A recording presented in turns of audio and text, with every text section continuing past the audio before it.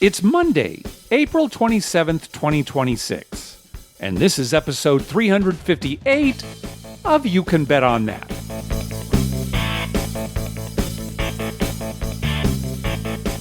Hi, everybody. Welcome to You Can Bet on That, a podcast for the recreational gambler. I'm Mark Duvall. And I'm Dr. Mike. Dr. Mike, how are things going? Everything here is pretty good. I was going to go to Waterloo, Iowa, to the Isle Casino there, run by Caesars. You said you were going to go there, yeah.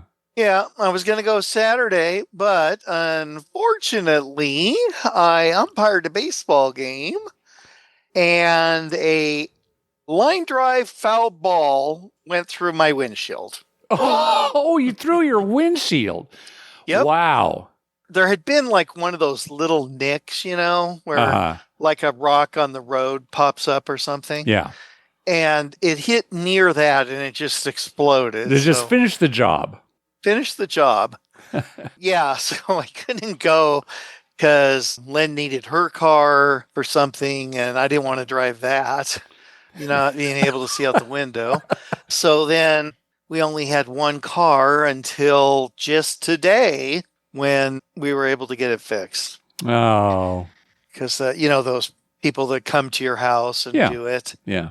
They were all busy, and I guess lots of hail damage from storms or whatever. Anyway, they couldn't get to it till today, but it got fixed today, so I do have a window now in my car. Okay, good. When you first started telling the story, I thought, oh no, did it hit you? Did it knock you out? Did it just like... No, but... I will say this, in the same game, in between innings, I'm standing on the sideline, while they're warming up for the coming inning. And I guess some kid threw a ball to another kid and the other kid missed it. And I'm looking down because I was making notes in my book about, the score and hits and runs and all that. And all of a sudden, boom, right in the groin. Right. So I got that and my window all in the same day. Now, you were umpiring. You weren't behind the plate, though, were you? No. Okay. This is 8th and 9th graders. So I umpire behind the pitcher. Oh, yeah, okay, sure. It's just me by myself. I've been hit a couple of times. Gosh, the game before that one, it was like a hard hit ball right back to the pitcher. It bounced in front of him and I thought, oh, well, he's got this. He just steps aside and it hits me like in the arm. I didn't even move because I thought, well, he's going to field that and throw to first. Nope, stepped aside, just bounced up and hit me in the shoulder. All right, well, I would recommend, number one, wear a cup. You might as well, right. You never know, even though you're not Yeah. behind the plate. Number two, maybe park your car somewhere else. Yeah, I do take a little bit of responsibility for that because I parked, down the third base line. Mm-hmm. It's a local ball field, so, you can park right behind the fence there. Right.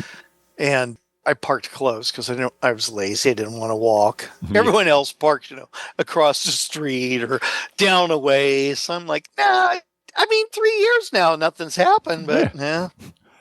Well, anyway, I got a brand new window now. Good. All right. So that cleanest it's ever been. The little nick is gone along with the giant hole. At least I didn't hit a turkey. So what, has that happened before? Yeah, that's happened before. One of the drivers at school, she drives a van and picks up kids. She was driving and a turkey jumped out, they don't really, they can fly, but they don't get very high. Yeah. And it went right through the windshield. It went through the windshield. Jeez. Yeah, they're big. Yeah. Big, huge turkey, and you're driving along, and that was the middle of the route. She had to call the school, and they came out with another van, and then the guy had to drive the van back to school with his head out the window. All right. Well, very entertaining stories, but the bottom line is your incident prevented you from gambling. Yes. Yeah. Well, that's a shame.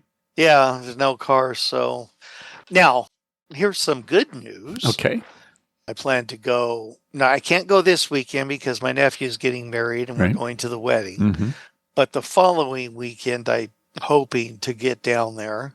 Okay. And then while we're at the wedding, which is it's near Santa Cruz. It's some spot that's near Santa Cruz. Okay.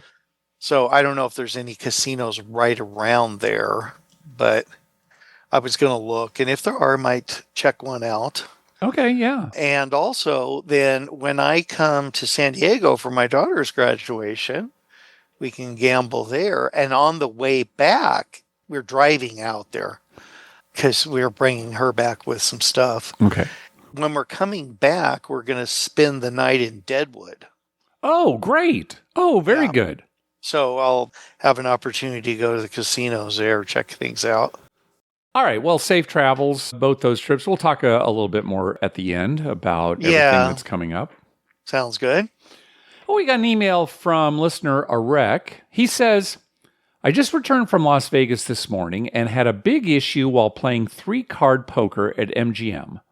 The table minimum was $15, no problem there. I would place a $15 ante at the beginning of each deal. The problem came during the bonus bets.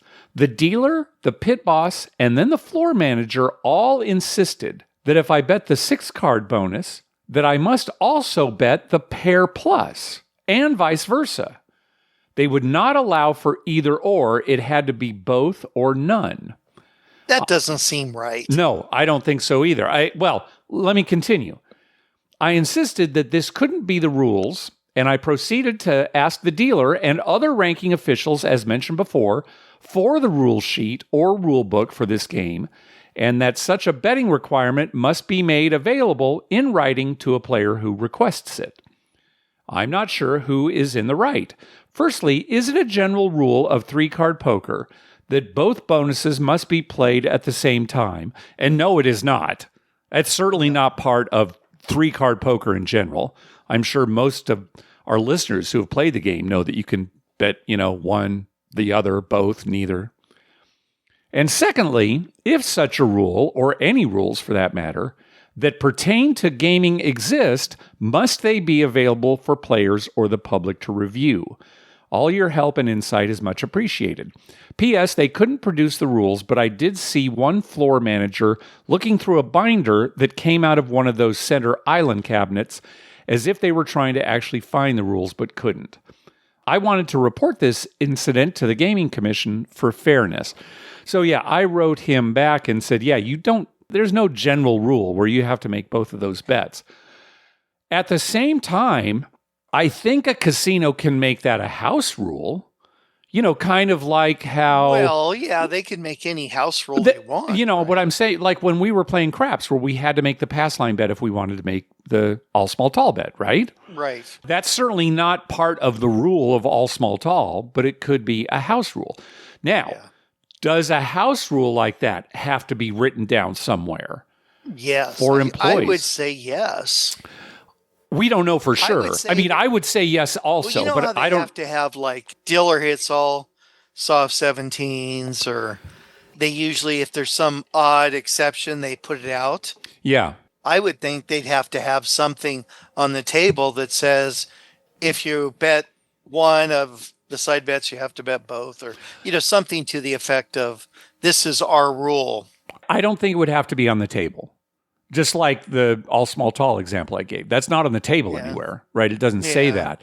But it does seem like it would have to be in writing somewhere. Or does it? Transparency. So we're talking about Las Vegas. We're talking about Nevada gaming. And maybe somebody out there knows that. I'm guessing the casino can make that a house rule. But do they have to submit that house rule to gaming? And or does it have to be written down somewhere where it can be shown to a patron if they ask? Well, in either case, my opinion is that's a stupid rule. Oh, it's terrible. I agree. Why cut your profits off? What is wrong with the casino? They have a huge edge on both those bets. So why would you have to bet them both? Why not? If someone wants to bet just one, take their money. Well, we have heard stories about specifically blackjack games where you have to make the side bet, right? There's like a table minimum. They say, $6 minimum, $5 on the regular bet and $1 on the side bet, and you have to do it every time. I mean, that's certainly not part of the rules of the game, but we know of casinos that do that. And how do they get away with it, or what do they have to do to get away with that? That we don't know. Yeah. I mean, I guess you can make any rules you want.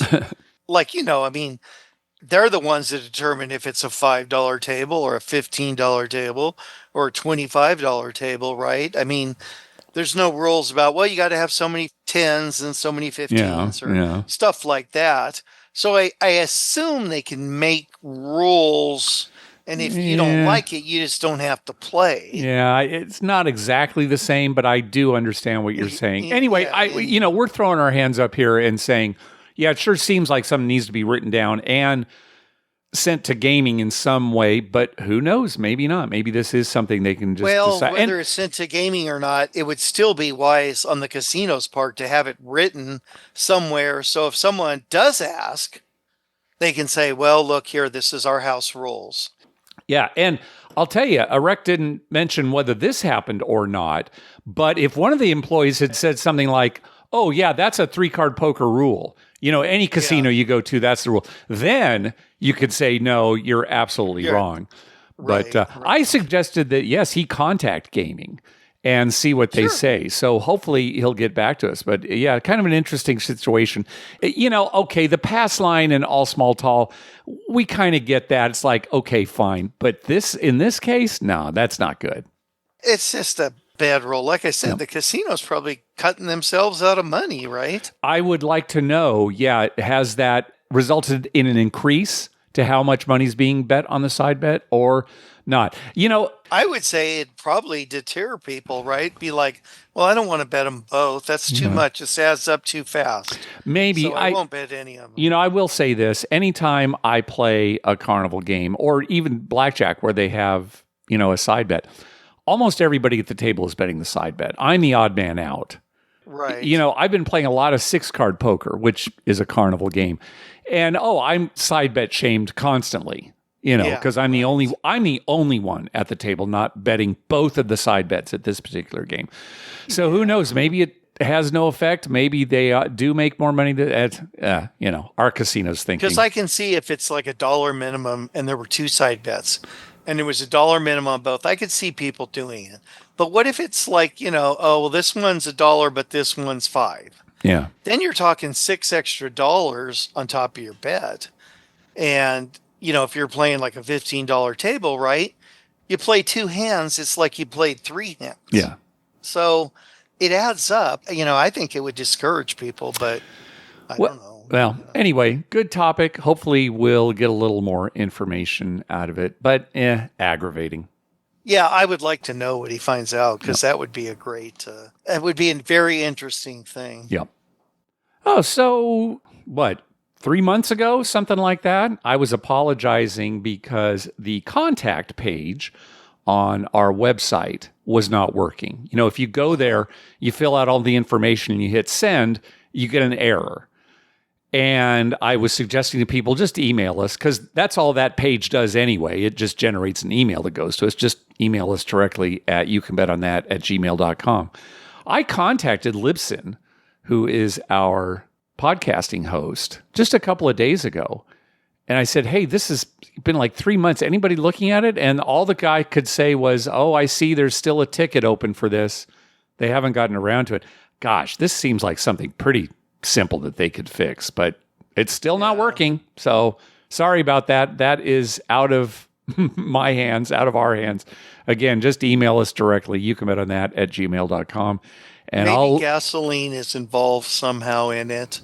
Oh, you mean the gas prices? That's affecting it? And there's a higher gas prices and gas shortages and whatnot. Maybe that's it. Okay. That's good thought, Dr. Mike. I don't know what they use to fix it, but maybe it runs on gasoline. Maybe. Yeah, maybe the contact page runs on gasoline. Yeah. Maybe point. After the war's over, they'll do something. If and when they fix it, I'll let everybody know here. It's probably just some guys got this old-fashioned things where it's like a little round stand with just a spike sticking up. Uh-huh. Remember in the old days, like at Farrell's, when we worked at Farrell's, the the ticket would go to. Oh yeah, like what? Yeah, at an old diner when the ticket's done, they put it on the little spindle there. The little thing in case there's any. They can go back and check or whatever reason. Maybe that guy is just for Lipson. It's just one guy in the basement somewhere, and he's just got like 100 of those tickets on his little thing there. Yeah, that's all I can figure because as a former coder, I guess I still do some software coding. I'm sure it would be an easy fix. It must just be a really low priority. So. Yeah, I'm sure it is. He's down in the basement. Yeah. It's dark, dingy. They only have one light bulb for like 1,000 square feet. Yeah. He's sitting there. He's got glasses that are pretty dinged up and worn. Mm. You can barely see out of them. Yeah. He's using a TRS-80. Yeah. Yeah, and he's down there and he has no help. Okay. He doesn't get a lunch break or anything. He's so far behind. Yeah. So he'll eventually get to it. All right. Yeah, it must be what it is. I'm sure that's what it is. Yep. How could it be anything else? Yep. Hey, thanks to everyone who's been clicking through our Amazon link. Remember, whenever you're going to buy something through Amazon, please go to our page first. YouCanBetOnThat.com and click through our Amazon link towards the top of the page. All right. Voicemail time. First up is Caden. Marcus, Dr. Mike, this is Caden from Virginia. Just wanted to call about a story that I had from the casino yesterday. I was playing at the Rivers in Portsmouth, playing some poker. I was sitting on the big blind, and I really hadn't had anything decent in terms of good hands. So I got 8-10 suited, and I decided to start playing it a little aggressive. So I bet, folded all the way to the button called, flop came out, 8-10 king, and decided to bet aggressive. I did about a pot size bet and button called. Turn came out in 8. So I had 8 full 10s and decided to bet big, and the button put me all in because I was a little short stacked. So I snap called, threw my hand out to show, and the guy on the button kind of gave it a few seconds, gave it like 20, 30 seconds, and then started grinning and showed pocket 10s for a higher full house. And I don't know why, but that kind of bothered me a little bit. I was not a huge fan of that pause, but I tried to be a good sport there, and he gave me a fist bump and told me it was a good hand, and I got up and left, but decided to come back the next day and play, and I'll maybe give you guys a little trip report on how I do in the poker room. All right. Thank you, guys. All right. Well, kudos to Caden for handling that well, because what his opponent did is called a slow roll, and it's very bad etiquette at the poker table. Yeah, it's nothing worse. It's almost like boasting, bragging. Yeah.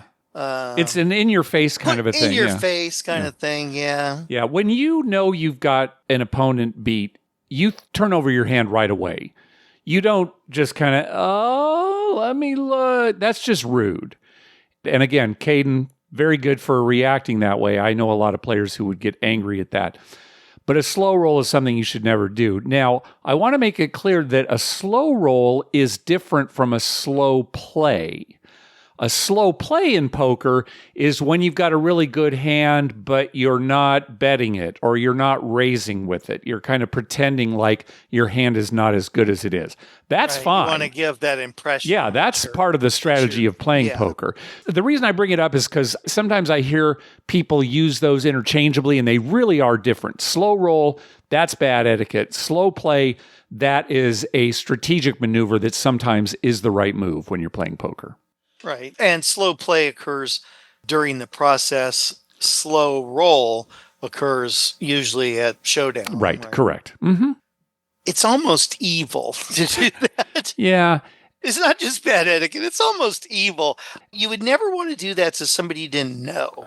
Right. You would. Now, you might do it to your friend just to get their goat. Right. As sort of a kind of teasing him thing. Or I could see a player doing it because they don't like their opponent, right? And they want to make them angry, get them going. I still would not recommend it. It's a bad move. Yeah. Yeah. All right. Next call. Hey, guys. Thought you'd like to hear a funny story from the craps table at Rampart Casino. The dice were going around. I was stick left 1. The guy to the stick right 1 passed the dice, so I'm shooting. I set up and go to shoot, come out 7. Guy stick right 1 is like muttering expletives loud enough for me to hear, like, you effing idiot. You know, I'm a little uncomfortable now, so I set a point. And I don't have a good roll because I'm, you know, this guy is just shooting daggers at me, and I 7 out.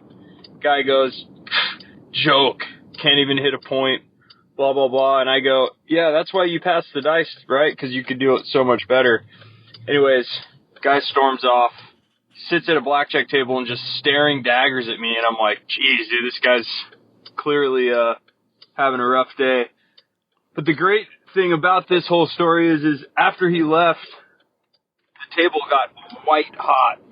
The dice went around the table once in maybe like 3 hours. I bought in for $1,500, cashed out for like 38, 37, and it was just the best time. Becoming brothers with complete strangers. Shout out to Bob from Colorado. You might listen to this podcast. He had a great roll. We were a 4 away from hitting 5 to the fire. He hit the tall. I think we were like an ace deuce away from the smalls. As soon as that guy left, you know, vibes were good. And Bob was saying, this game's all about karma, and I tend to agree. The pit boss was amazing. There was a lot of camaraderie. There was a time where Bob came out on a 9 and hit a 9 immediately after, and I'd forgotten my odds. And I was like, and I dropped the black chip for my odds, and the stick was like, yeah, this guy's always playing his odds, and they paid me. And another funny thing is they let you, I forgot my fire bet a few rolls, and they let you put your fire bet out after you've come out on the first point. So I've never seen that at another casino. I think Harrah's and SoCal, once the point, even if it's the first point, once it's set, you can't get on it. So yeah, really cool crew. I like Rampart. It's like a $10 table all the time with 10 times odds. So it's favorable and just a great time. So thank you guys for the show, and talk to you later. All right, very good. Glad that your experience at Rampart turned out to be good. Rampart, now known as the Resort at Summerlin, one of Table Games James's favorite casinos. In fact, he spent the last part of his birthday trip there. So, yeah, glad things turned out.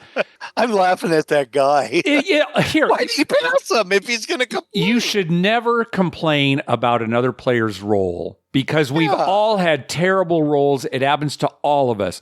But especially if you're someone who passes the dice. Right. That's just ridiculous. I mean, it makes absolutely no sense at all. And he rolled a 7 on his first roll, right? Right. And so the guy was complaining. So was he on the don't? Maybe? Or maybe he was on the all small tall, you know. Or yeah. Well, I mean, that happens a lot too. Yeah. It's not like that doesn't happen. Oh, people, I'll tell you that. Yeah, what is it with these stories? It's funny that he went to a blackjack table and then kept staring looking at him. Yeah. I would have been showing him every time we won a bet. Yeah. Hey, Mark! I think it's because you left the table. Yeah. Hey! Loser! Hey!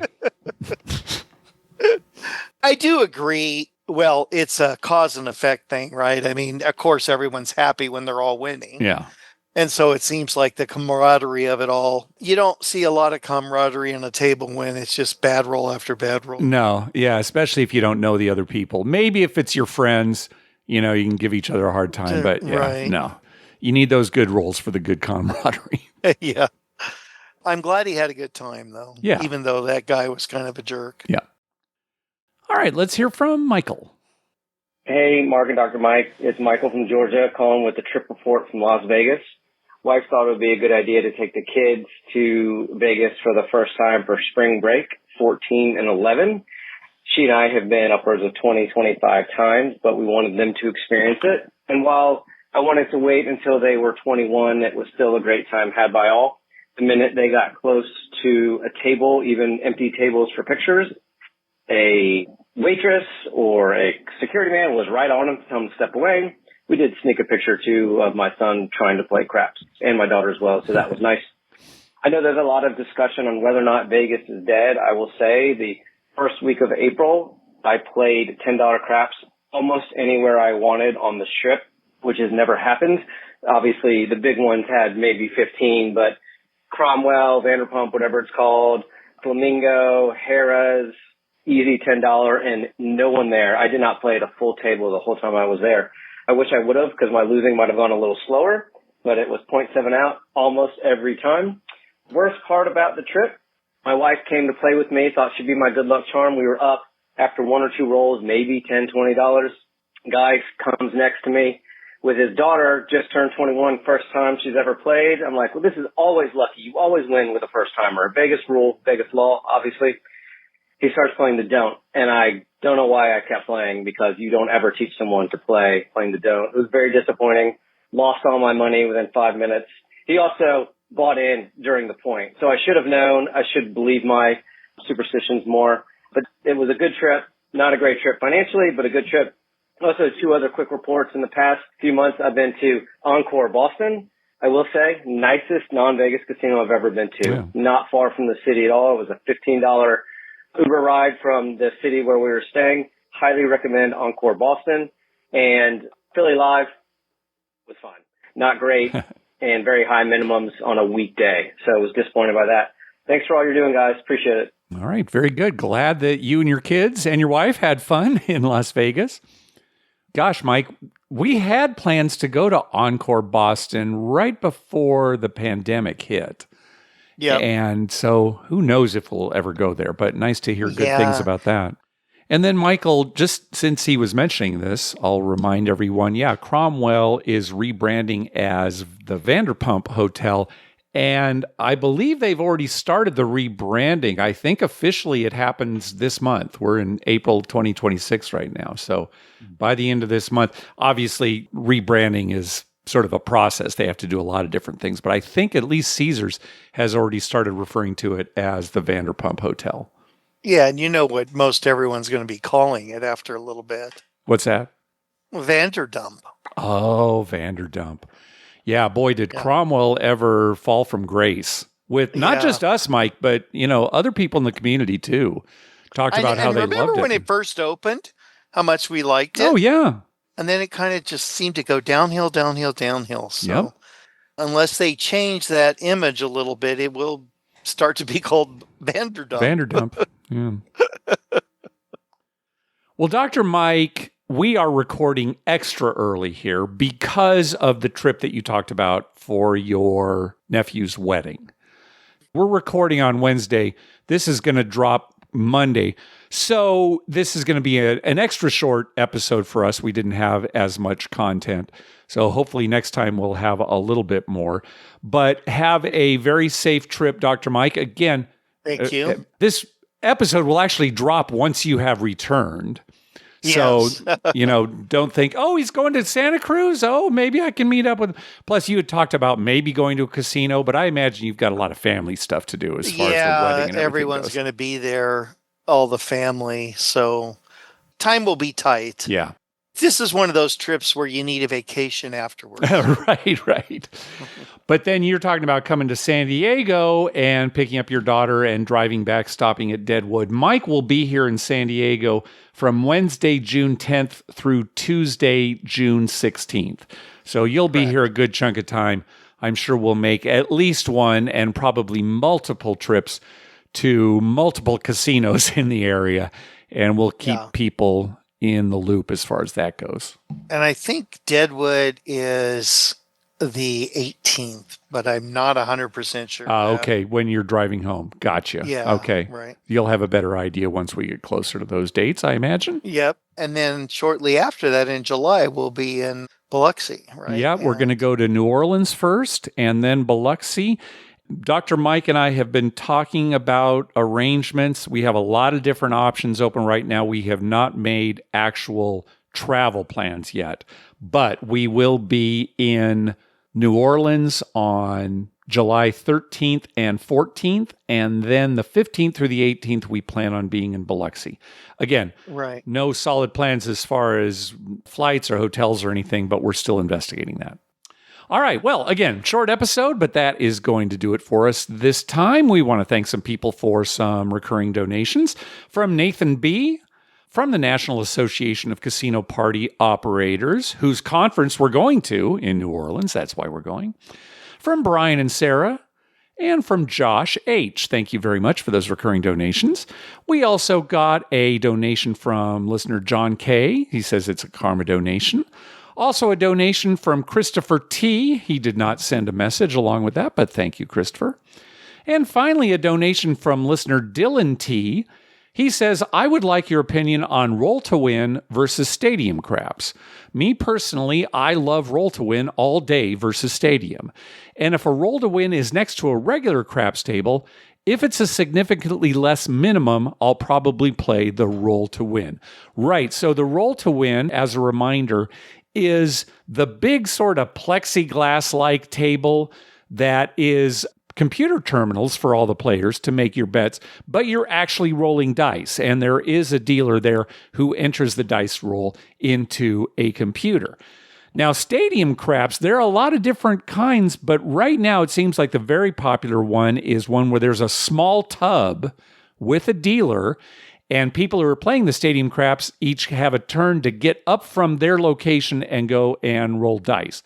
That's one variation. There are other variations where it's all just automatically mechanical. Yes, it's a bubble craps, but nobody presses any buttons. You're still doing things on a terminal. And then there are probably some around, although I haven't seen in a while, that's completely electronic. As far as I'm concerned, I think I'd prefer roll to win over stadium, although I'm guessing that stadium craps would even have lower minimums than roll to win craps. It's going to depend on the casino, but that would be my guess. Right. Yeah, I mean, all these things are basically a move by the casino to cut their expenses as far as payroll. Yes. One dealer needed for a roll to win, a dealer who doesn't even need to know craps, as long as they can type in the dice rolls. Right. And at the stadium gaming, again, just one dealer because it's a very small tub where the dice are rolled and everybody bets at terminals. It takes up less space. Yes. Too, oh, yeah. in the casino. So that leaves them more space for slot machines and whatnot because, you got one little tub there and then just people sitting at terminals. So. Yeah. Hey, a reminder that you can buy merchandise for You Can Bet on That and for the Better Life at bettermerch.com. That's BETTOR merch.com. You'll find a link for that at the top of our webpage. Also on our webpage, you'll find a list of all the gambling-related shows coming up on American television in the next 2 weeks at youcanbetonthat.com/TV-listings. If you're looking for a movie to watch, check out our list of gambling-related movies at youcanbetonthat.com/movies. If you want to listen to a song with gambling-related lyrics, check out our You Can Bet on That Spotify playlist. Just click the link towards the top of our webpage. We'd love to hear from you. Call our voicemail hotline at 951-292-4377. That's 9512-WAGERS. 9512-WAGERS. Or you can email us at youcanbetonthat@gmail.com. I'm getting tongue-tied here. We're also on Twitter at youcanbetonthat and on Facebook at facebook.com/youcanbetonthat. All right, take it away, Dr. Mike. Well, Mark, math classes, the last few weeks, we've been studying probability. Excellent. And that's fun because, I throw in a lot of craps references there. And yeah, it's interesting. Anyway, fun for me too. Good. Probability. Now it's starting next week, it'll be statistics. All right. Well, kind of the same general area. Yeah. Kind of the same, but you have to get into standard deviation. Yeah. Things like that. So that's going good. And I'm not going to even mention anything about sports because, hockey's in playoffs, basketball's in playoffs, and I haven't really watched any baseball. Just been kind of ignoring it. Uh-huh. Okay. Well, thanks for not mentioning any sports. That's pretty refreshing. You know what I'm doing. Of course I do. Just shut your mouth. Anyway, so things are going well. And hopefully we'll be going down to Waterloo. I want to go to Waterloo because it's, Caesar's property. And that will give me a little more points for when we go to New Orleans. Oh, right. Because I'm sure we're going to be staying at Caesar's New Orleans, right? Even though we haven't made plans yet, I'm sure that's where we'll be. Yeah. Yeah, well, isn't that the only casino in? Yeah, we don't have a choice. Yeah. So anyway, that's why I picked Waterloo over Boyd property for right now. Just trying to do smart gambling, Mark, like you always tell me. Good, I'm glad.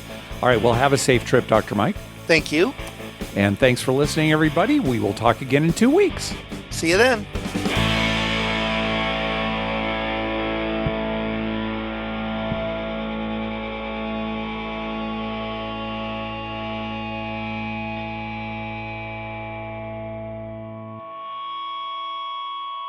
Correct. You're very fast. You have to count fast when you're shooting craps.